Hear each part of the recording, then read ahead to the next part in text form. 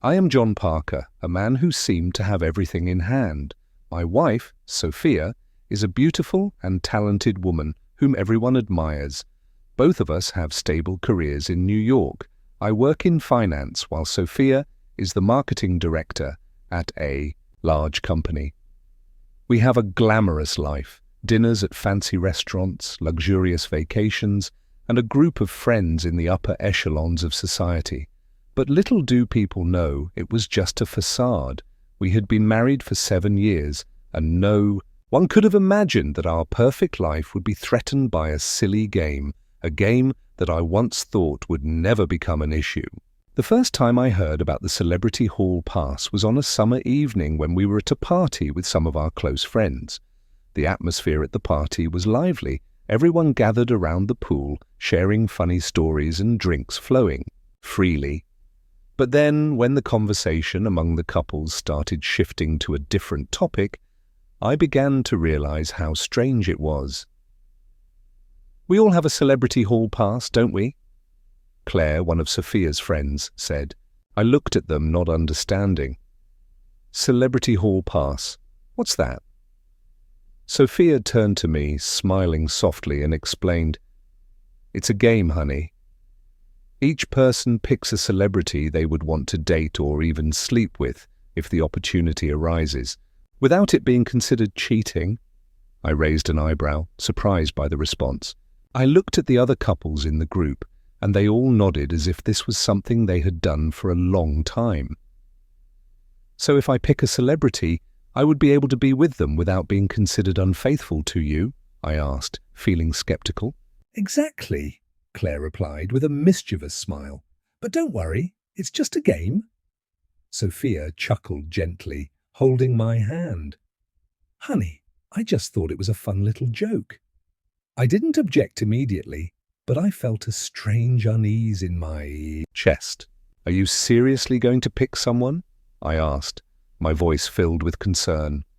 Sophia just shook her head, saying that it was all just pretend, but I felt something wasn't right. The next day, we went on with our usual routine, but that event kept circling in my mind. How could a game like this change everything? I began to realize that the connection between me and Sophia was slowly fading. The long evenings we were both immersed in our work. I stayed late at the office, and so did she.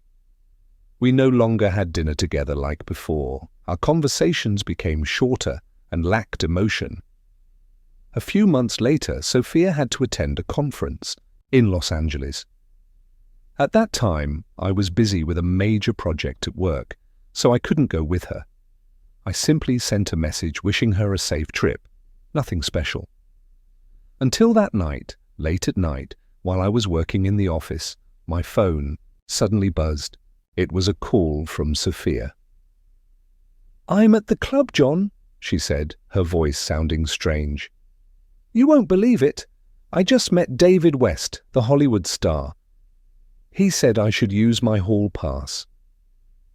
At that moment, it felt like a heavy stone was pressing down on my chest. "What are you talking about, Sophia? What did you just say?" Her voice became harder to hear, seemingly drowned out by the noise in the background. "I'm going with him.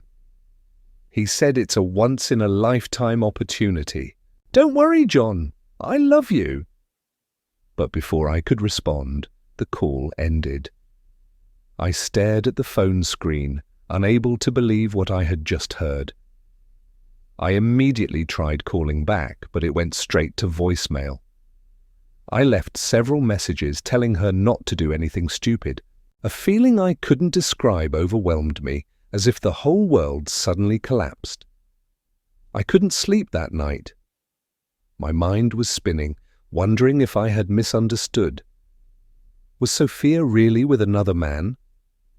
And was she really planning to use the hall pass we had once talked about as a joke? Everything became a blur in my head, and I didn't know what to do. The next morning, I tried calling again, but there was no answer. I sent messages but received no replies. A terrible feeling consumed me. I knew I couldn't just sit here and let the uncertainty eat me alive. I had to get to the bottom of this. I reached out to one of Sophia's friends, Jack, to ask about her. Jack was married to Jenny, one of Sophia's friends, and both of them were attending the conference. Jack said he would try to find out, but what I didn't expect was the call from Jenny that I would later hear, which would be the proof that I no longer had any doubt about Sophia's betrayal. The next day, I couldn't wait any longer. Every minute felt like an entire year. I needed to know the truth, no matter how painful it might be. Sophia couldn't just leave things so unclear. She couldn't just call me briefly and then leave like everything was fine. Why did she have to go meet someone else, especially a famous star, and talk about Hall Pass as if it was something normal? I couldn't handle this on my own without help. I called Jack. He was the only person I could turn to at this point. Jack picked up the phone. His voice sounded worried. "What's going on, John? What do you need?" I took a deep breath. "Jack, I need your help. Sophia, I think she's cheating on me with David West. I need you to help me find out where she is." Jack was silent for a few seconds, then replied, "Sure, I'll help you, but John, you need to prepare yourself. If everything is as you think, it's going to be a huge shock." I could hear the worry in Jack's voice, but I couldn't stop now. Something felt very wrong, and I had to know the truth. After hanging up, I sat down at my desk, trying to focus, but I couldn't. Everything kept spinning in my head. For the first time in 7 years of marriage, I felt like I was being deceived right before my eyes. The feeling was terrible.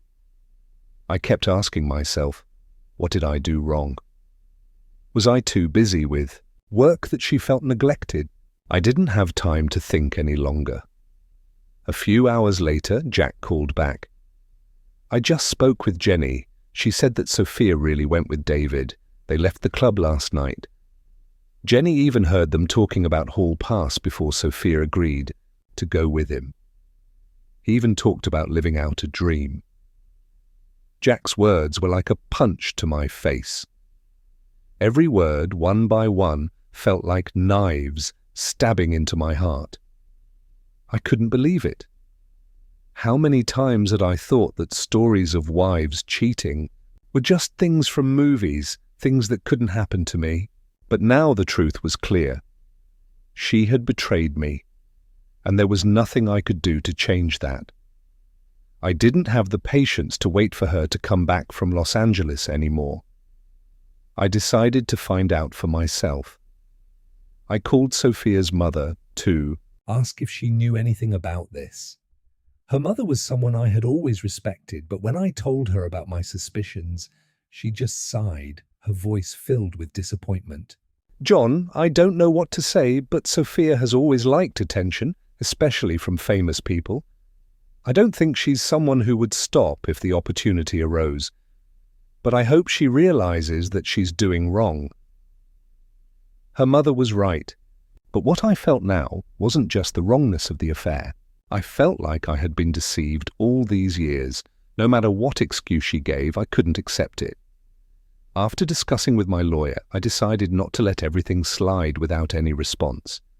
I gathered all the evidence I could, recorded calls, messages from Sophia and Jack, and even the conversations I had overheard from Jenny. But I couldn't just stop there. I needed to confront her. And when I did, I wanted to make sure everything was recorded so that I wasn't just a betrayed man, but a man who would win in this battle. The day Sophia came back from Los Angeles, I knew I had to be prepared. I couldn't let her deny the truth easily anymore. I made a plan and waited. I sat in the living room, tense, my hand tightly gripping the remote for the camera. The garage door opened, and I heard Sophia's footsteps approaching. She walked into the room, her gaze distant, as if nothing had happened. "Hi, John. What a wonderful trip," Sophia said, her voice light. as if everything was still fine. I didn't answer right away. I just looked at her for a long time. A cold feeling rose in my chest. "You're back. Can you explain to me, Sophia, where were you last night? With whom?" Sophia paused, her face showing a hint of surprise, then quickly shifted to a defensive expression. "I just went out for a bit. It's nothing." "I don't need you to lie anymore," I said, trying to stay calm even though anger was rising inside me. "I know what you did," Jack told me. Jenny confirmed it. "You met David West and you went with him last night. What are you planning to do?" Sophia stayed silent for a moment, then looked up at me, her eyes full of defiance. "John, don't make a big deal out of this. It was just an opportunity one couldn't turn down." I walked up to her, unable to hold back anymore. "So you think I wouldn't find out? We don't have a hall pass in real life, Sophia. What you did is betrayal, and there's no excuse for it." She took a step back, her expression unchanged. "What can you do about it? You can't control me forever. What I did isn't wrong. You can't make me feel guilty." "You don't understand," I replied, my voice breaking. "I've done everything for us, and now you've destroyed it all." At that moment, I pressed the record button. This video would be the proof of everything. I couldn't let this slip by. Sophia stood there, looking at me as if I were just a loser in a game she had created. She showed no sign of remorse, not a hint of regret. On the contrary, she even seemed defiant, as if I were the one in the wrong, not her. I felt my chest tightening, not because I still loved her, but because this betrayal was so powerful and sudden. The years we had spent together, the memories of our trips, the quiet nights we spent together on the sofa, were now suddenly crushed by this cold truth. She was no longer the person I knew. "You don't understand, John," Sophia said, her voice no longer soft like before. "You're overreacting. That night I just wanted to be true to myself, to feel free, to feel like I was still a desirable woman, not a wife who always has to worry and take care of everything." Her words were like a slap in the face. She didn't think about my feelings, didn't think about everything I had done for this family. All she saw was her own lack, her dreams that couldn't be realized in this marriage. I took a deep breath, trying to hold back the emotions rising in me, but I couldn't stay silent anymore. "So you're telling me that I'm the reason you did this?" I couldn't stay calm. "You think I don't know what you did? You think you can hide all of this from me?" Sophia lowered her head, looking at her hands, but there was no sign of remorse. "I didn't do anything wrong. It was just a once-in-a-lifetime opportunity. Do you think I could pass that up?" I didn't answer right away, but moved closer to her. I knew what I had to do next. I had prepared everything, and now it was time to face her, to face the truth.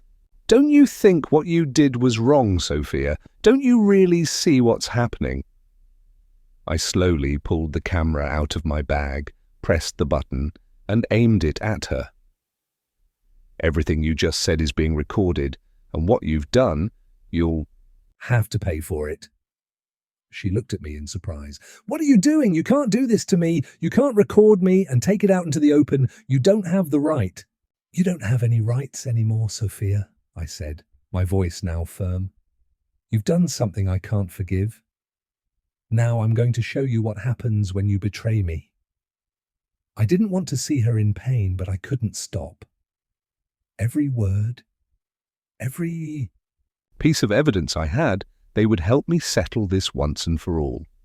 The next day, I began working with my lawyer, Jessica Cruz, someone I had heard of for a long time.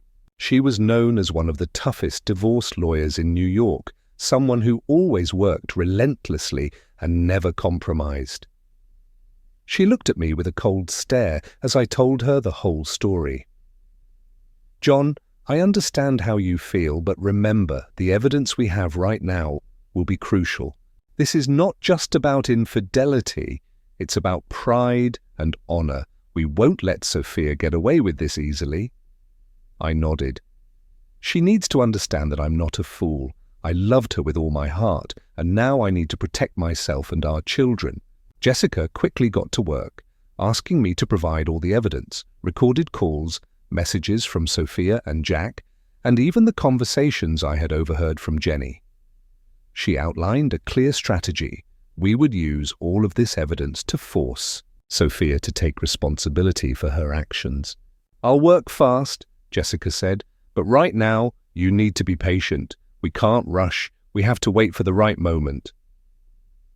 I knew I had to follow Jessica's plan, but with each passing second, I felt even more tormented. The images of Sophia, happily with David West, the way she talked about living true to herself, kept haunting me. I wondered, was she really feeling regret? Did she realize she had lost everything? A few days later, while I was preparing my next steps, I received a call from Sophia. "John, I want to meet you," she said over the phone, her voice soft, and she seemed like she was trying to reach out. I didn't respond immediately. My heart was in turmoil. I could sense the worry in her voice, but was it real? Or was it just a trick to soften me up? I couldn't let my emotions take over anymore. "I'll meet you, but you have to prepare for what's coming," I said, my tone calm. We decided to meet that evening. I didn't know what her intentions were, but I was mentally prepared. I couldn't let myself be deceived again. The meeting took place in a fancy restaurant, a place where Sophia and I had many beautiful memories. The atmosphere in the restaurant was really different, cold, no warmth whatsoever.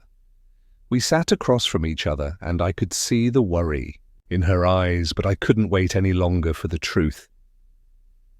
"John, I'm sorry. I don't know what to say. I didn't think it would go this far." "I didn't think I could hurt you this much," Sophia began, her voice a little choked. I looked at her, not saying a word. Anger was rising in me, but I couldn't let that anger cloud my judgment. "What have you done to us, Sophia? Do you think—" "You can come back and everything will be the same?" She stayed silent. I could see her trying to find words to justify herself, but I didn't need any more explanations. "You can continue living with David, Sophia. As for me, I'll move on, but I'll never forget what you've done." I stood up without a word of farewell. As I walked out of the restaurant, I knew I had made the right decision. Life wouldn't be easy, but I wouldn't let myself be hurt any longer. After that meeting, I couldn't describe my emotions.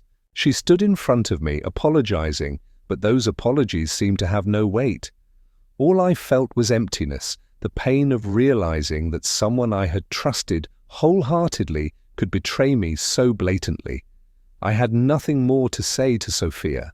When I stepped out of the restaurant, the New York night felt so cold. The bustling streets with their dim lights seemed meaningless to me.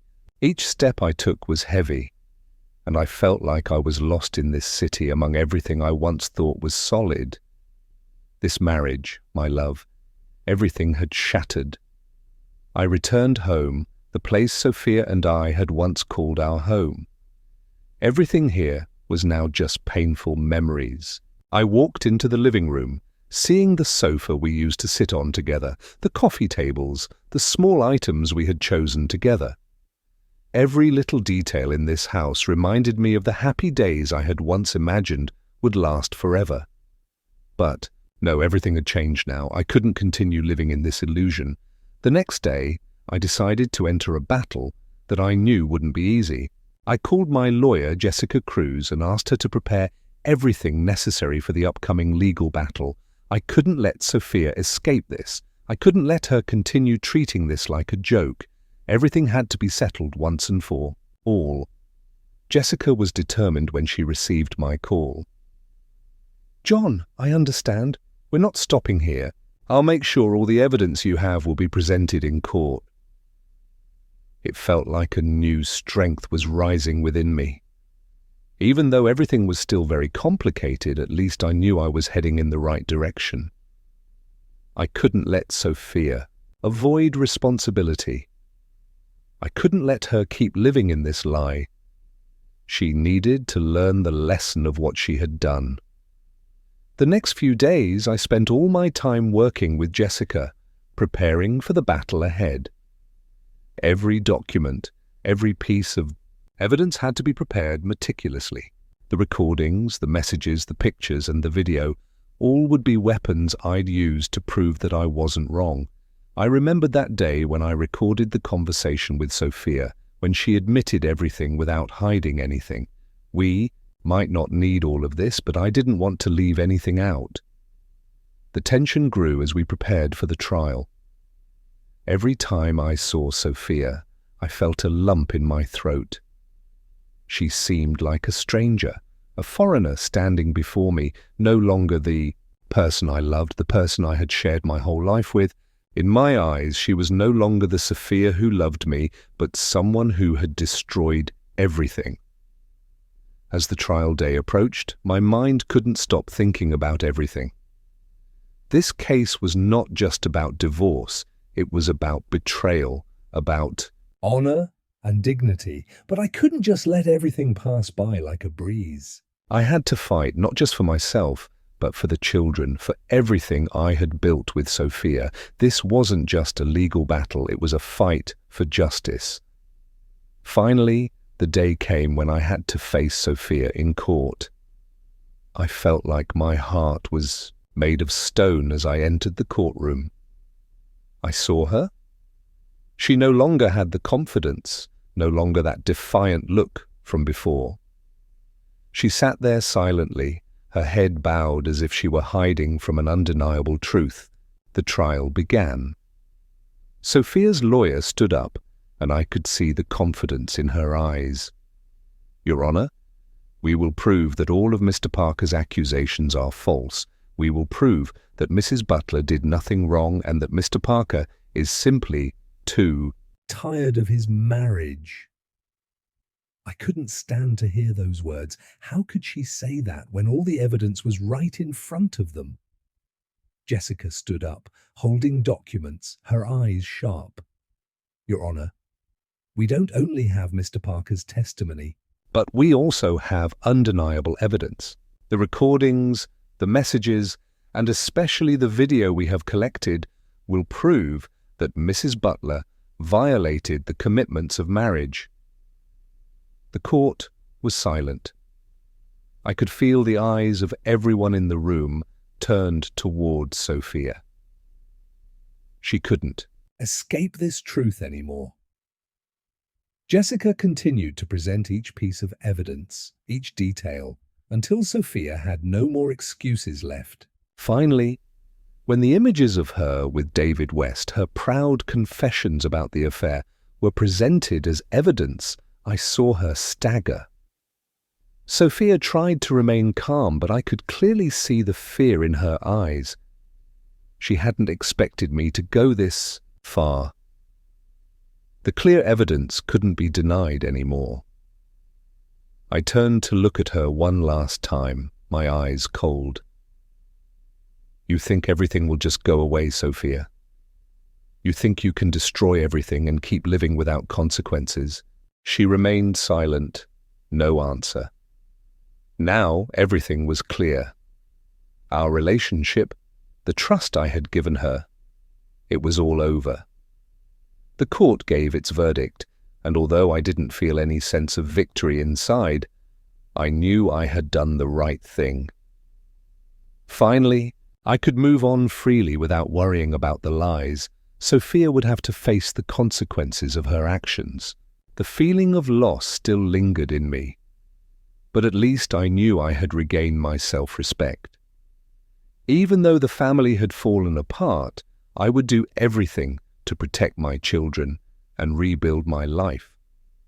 That was what truly mattered. After the trial, there was no feeling of victory flooding me. The feeling I thought would come when Sophia faced what she had done wasn't what I expected at all. I didn't feel relieved. I didn't feel that I had done the right thing. All I felt was emptiness, the exhaustion of a prolonged battle in which no one wins. I left the courthouse with a heavy heart, as though I had no strength to go on with a normal life. The memories of Sophia, of the family, now were nothing but pieces that could never be put back together. We tried our best, but it seemed that fate had decided everything. At this point, I had only one goal: to protect my children and ensure they wouldn't suffer any negative effects from this battle.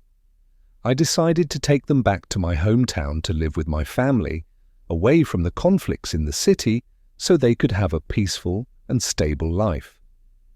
A week after the trial, I returned, home after a long day at work. The coldness enveloped this house. Many days had passed, but I still hadn't cleaned up Sophia's things. Everything remained as it was, as if she had just stepped out and hadn't come back. I looked at the sofa where we used to sit for hours, talking about future plans, dreams of a perfect life, but now all those promises were just lies.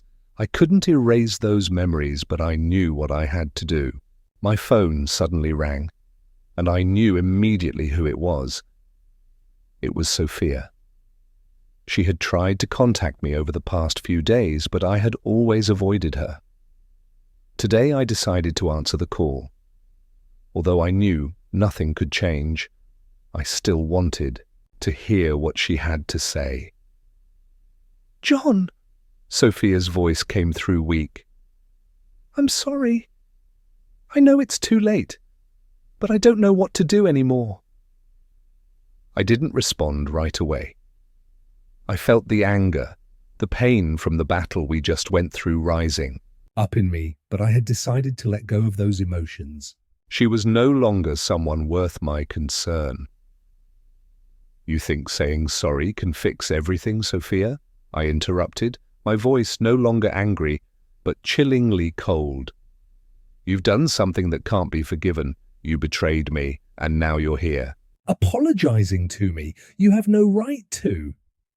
I could sense the tremor in her voice.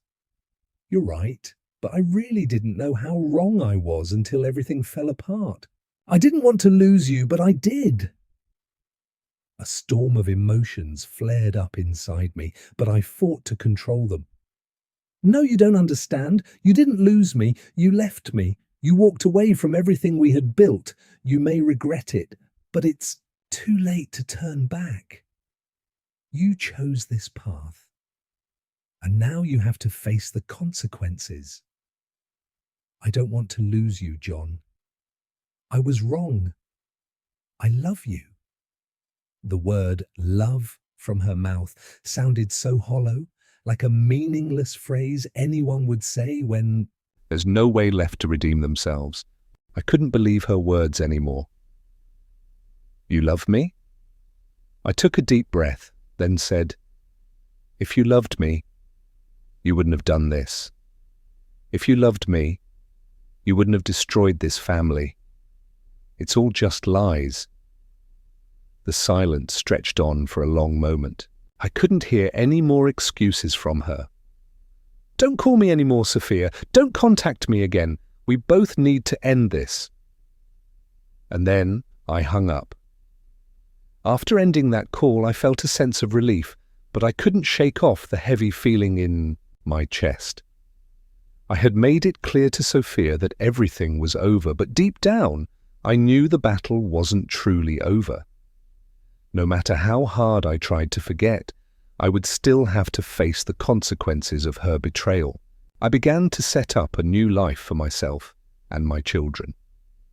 We moved back to my hometown to live with my family, although my heart still ached. I knew this was where we would find peace. I didn't want my children to witness any more of the horrors, When I saw them happily playing with their grandparents, I knew I had done the right thing. Even though I had lost the love I had invested my whole heart in, at least I could give my children a happy life away from the hurt. As time passed, I gradually recovered. Each day I felt stronger, though the wounds in my heart remained. Sometimes I still thought about Sophia, about the memories we had, but I no longer let those thoughts control my life. I had learned to live for myself, for my children, and then one day I received a letter from Sophia.